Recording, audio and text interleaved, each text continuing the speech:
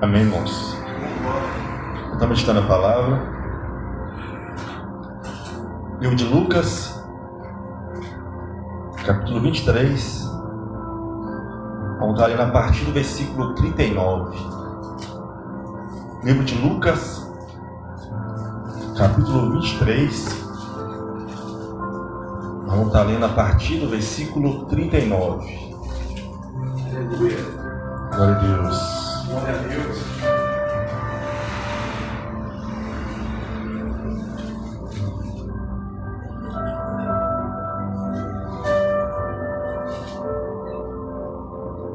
Amém? A palavra do Senhor diz assim: um dos malfeitores que estava pendurado blasfemava dele, dizendo: se tu és o Cristo, salva-te a ti mesmo e a nós. Respondendo, porém, o outro repreendiu, dizendo: tu nem ainda temes a Deus, estando na mesma condenação? E nós, na verdade, com justiça, porque recebemos o que os nossos feitos mereciam, mas este nenhum mal fez. Glória a Deus. E disse a Jesus: Senhor, lembra-te de mim quando vieres em teu reino. E disse-lhe Jesus: em verdade te digo que hoje estarás comigo no paraíso. Glória a Deus. Glória a Deus. Vamos estar fazendo uma oração. Senhor nosso Deus e eterno Pai, ó Senhor Deus, de receber toda a honra, toda a glória, todo o louvor. Ó Pai, nós te glorificamos, te exaltamos, bendizemos teu santo nome. Colocamos, meu Pai amado, mais uma vez nossas vidas diante do Senhor. Te pedimos, meu Pai amado, que o Senhor possa estar alcançando, meu Pai amado, cada um aqui hoje, desta noite, com tua misericórdia, Pai. Possamos estar, meu Pai amado, meditando a tua palavra e tirando algo de proveito, meu Pai. Ó Senhor, sabemos que o Senhor tem algo para nos oferecer aqui hoje, nesta noite. Cabe a nós, cada um, Senhor, deixar que a obra seja feita. Eu te peço, meu Pai amado, que nós possamos estar abrindo nosso coração, a nossa mente, que o Senhor possa estar nos ajudando, meu Pai, e que nós possamos estar saindo daqui, Senhor, não como nós chegamos, ó Pai amado, mas com algo da parte do Senhor. Ó Pai amado, em primeiro lugar, nós queremos dizer que nós necessitamos, meu Pai amado, de tua graça, que nós precisamos, meu Pai amado, de algo da parte do Senhor, meu Deus. Ó Senhor, quebra, Senhor, Pai amado, todo espírito de orgulho, Senhor. Quebra, meu Pai amado, toda a autossuficiência, Senhor. Ó Senhor, tudo aquilo, meu Pai amado, que impede teu povo chegar no conhecimento, vem estar caindo por terra, meu Deus. E, ó Pai amado, com muita humildade, ó Senhor, com muito, meu Pai amado, desejo de ver o teu nome sendo glorificado, nós possamos estar ouvindo tua palavra, Senhor, e sermos alcançados. Ó Pai, nesta noite nós oramos, meu Deus, e nós te agradecemos. Também que o Senhor cresça, que o Senhor nos diminua, e que o teu nome seja glorificado, em nome de Jesus. Amém e amém. Glória a Deus, irmãos, para estar sentando. Amém. Glória a Deus. Irmãos, eu passei muito tempo durante desse dia meditando sobre esta passagem. Uma palavra que eu tenho certeza que todos os irmãos aqui conhecem. Uma passagem que todos os irmãos conhecem. É uma passagem que muito provavelmente os irmãos já viram até encenada em filme. Fica muito assim caracterizado em nossa mente essa cena. Jesus ali no centro, os dois ladrões. Aqui na minha Bíblia, aqui na minha tradução, traz malfeitores. Um de um lado e um do outro. E aqueles homens ali, eles estavam por um motivo. Eles tinham cometido algum delito, algum erro, alguma ofensa naquela época para a sociedade. E por isso que eles estavam pagando aquele preço. Um preço que está sendo crucificado no madeiro, está indo para a morte. E aqueles homens, irmãos, por incrível que pareça, nos últimos instantes de suas vidas, o que aconteceu? Eles tiveram um encontro com Jesus. Um encontro com Jesus.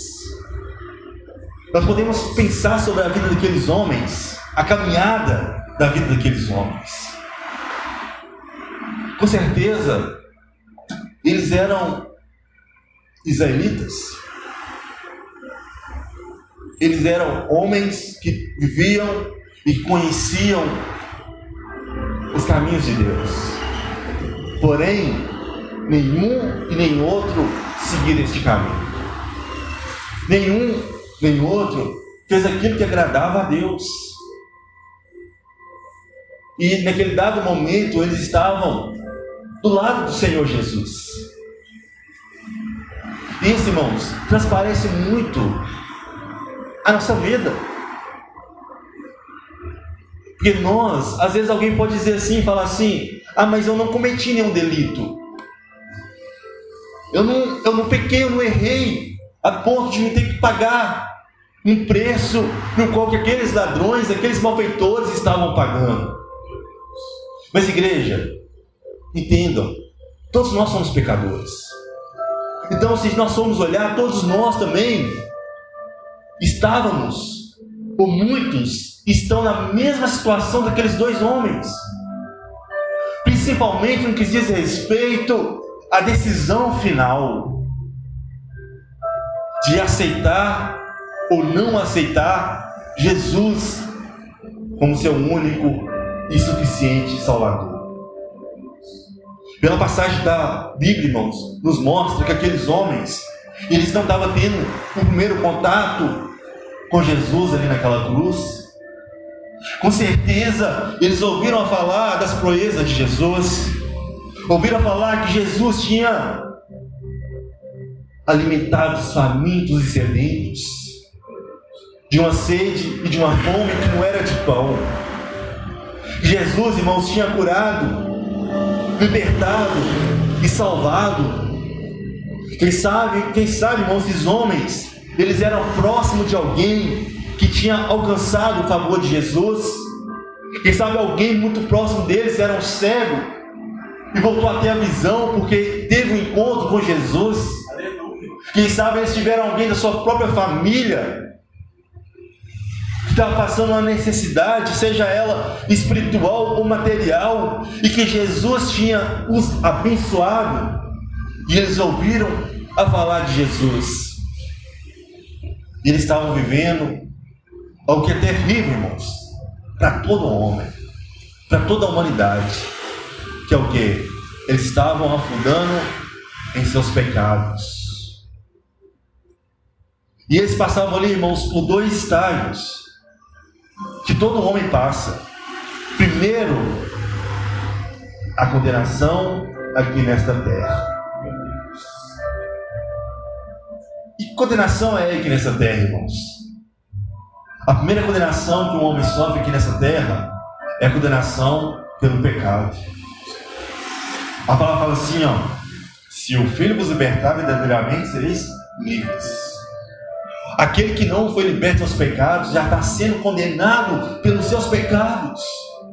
Muitas das vezes não vai estar numa cruz, porém vai estar pagando um preço por causa do seu pecado. Vai estar preso, vai estar sofrendo a humilhação, vai estar sofrendo a dor, a opressão. É o pecado que leva o homem a essa condenação nesse primeiro momento aqui na terra, no qual as pessoas vêm padecendo, sofrendo, e às vezes ele não tem força de sair de onde que ele está, porque ele não pode sair dali sozinho.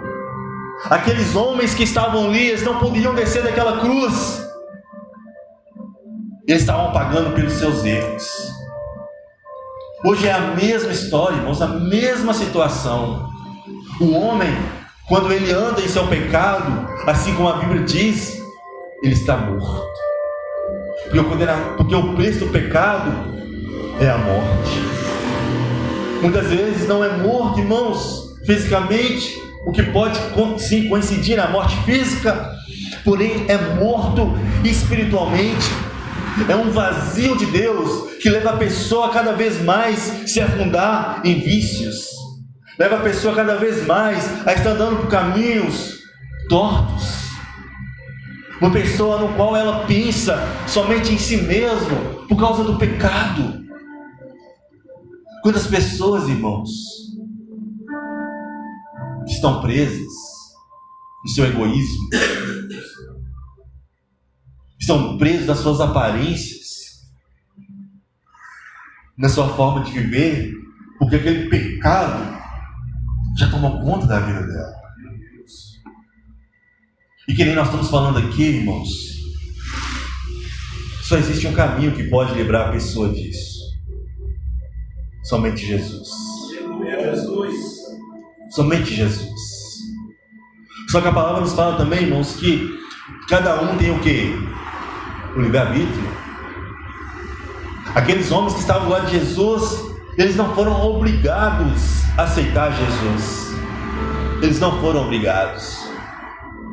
E essa é a decisão que todo homem vai ter que tomar. Todas as pessoas vão ter que tomar.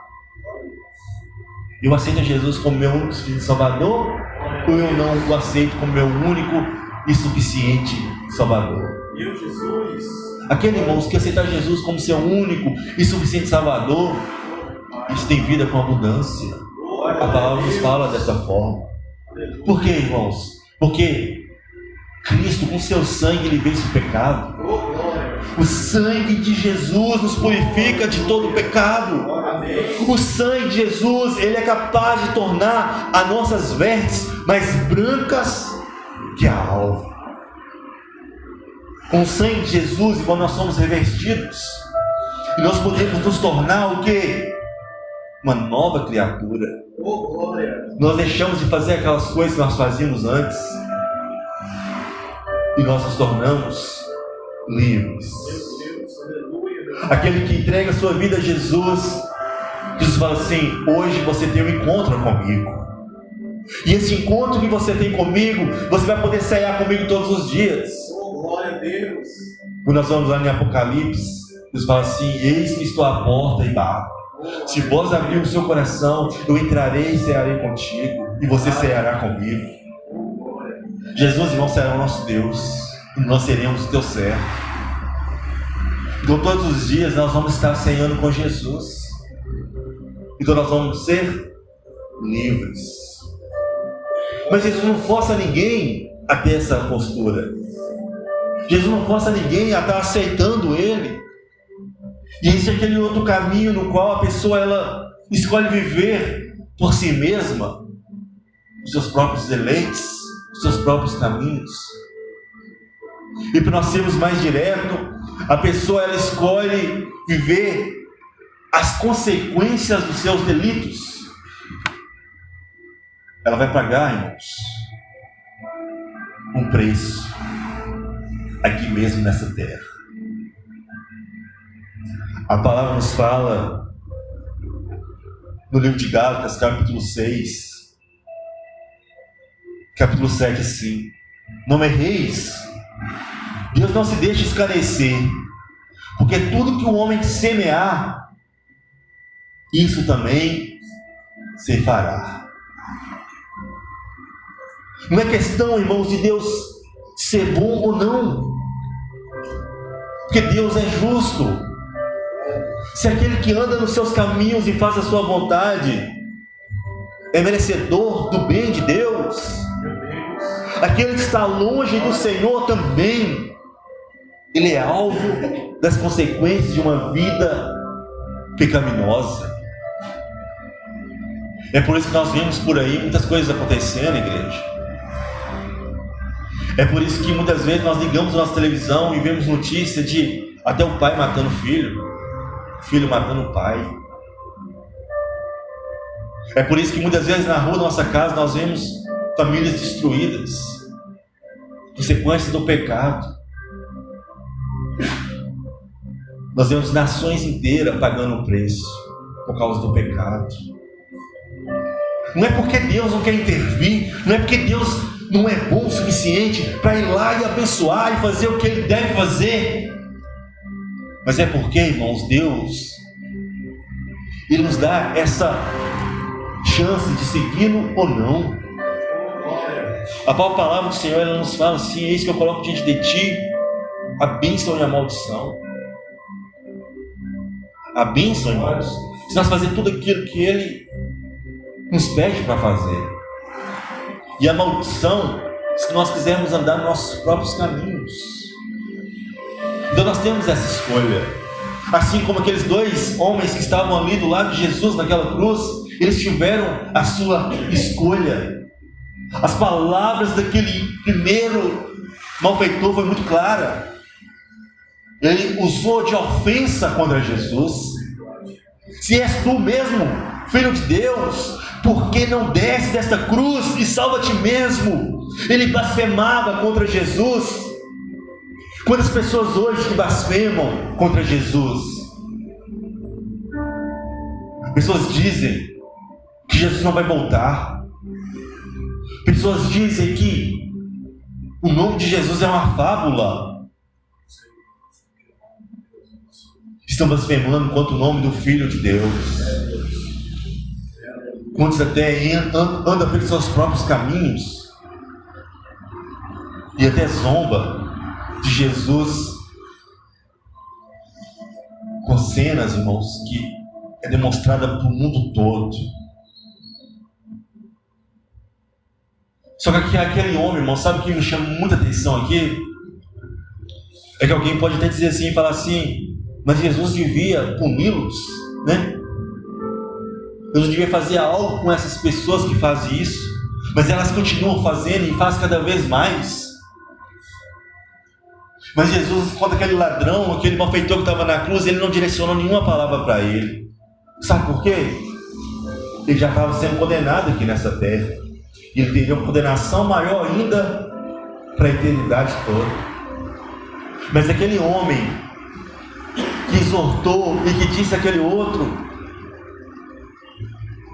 não diga essas palavras, porque ele está aqui, mas ele não deveria estar aqui. Nós sim, pelos nossos delitos, pelos nossos pecados estamos aqui, mas ele não é digno disso. Meu Deus. E aquele homem, no último momento de vida dele, últimas horas de vida dele, irmãos, ele se volta para Jesus, ele chega para Jesus e diz: tem misericórdia de mim, lembra de mim. Ele se quebrantou.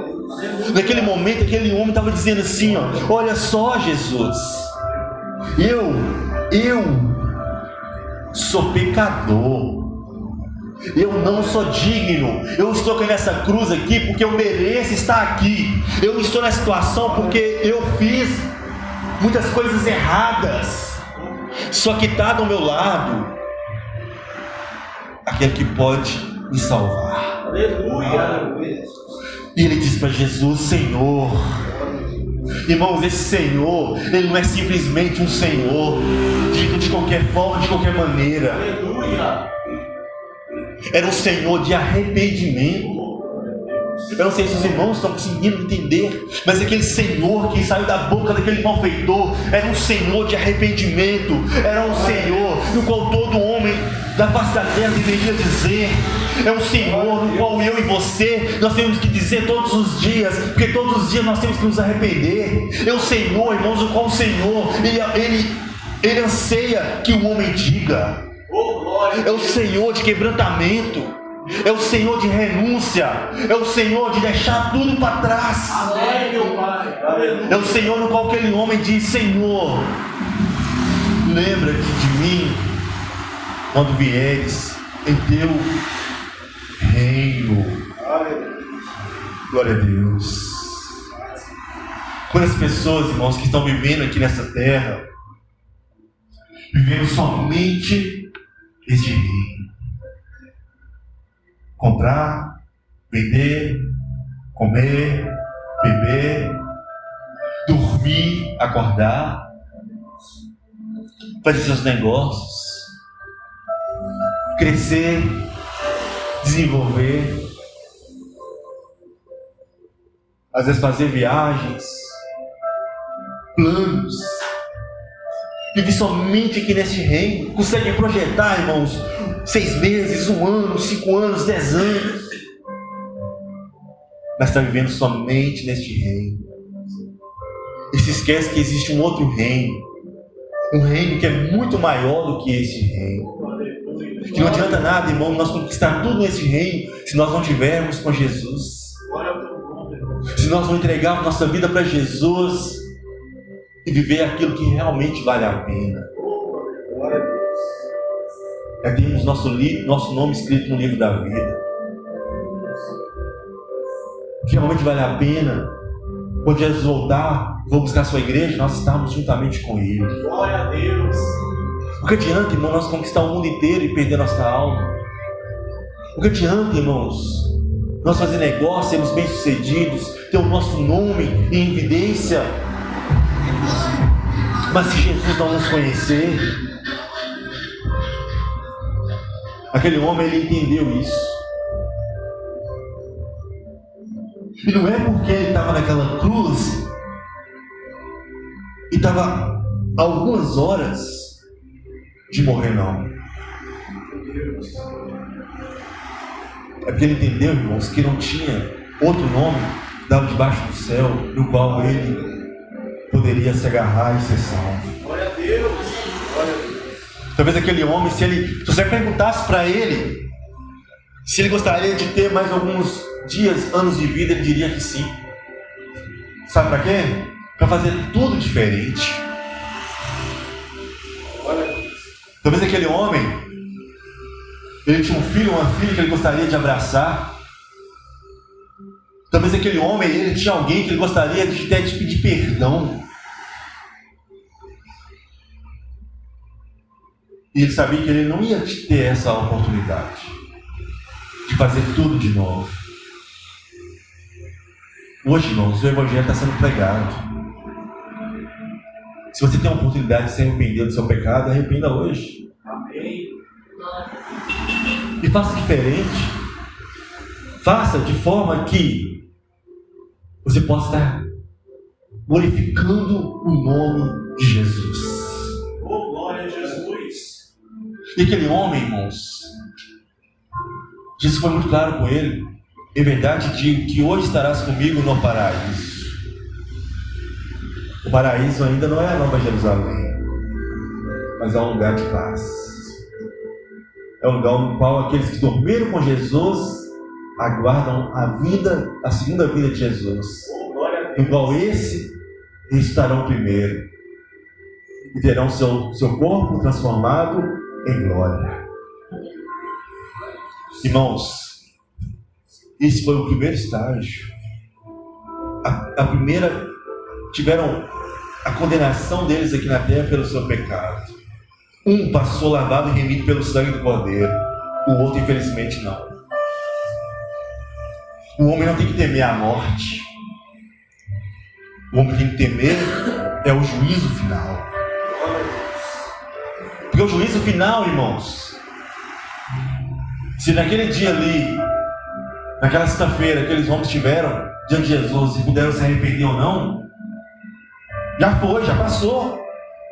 Pergunta para aquele homem que blasfemou contra Jesus se ele vai ter uma segunda oportunidade.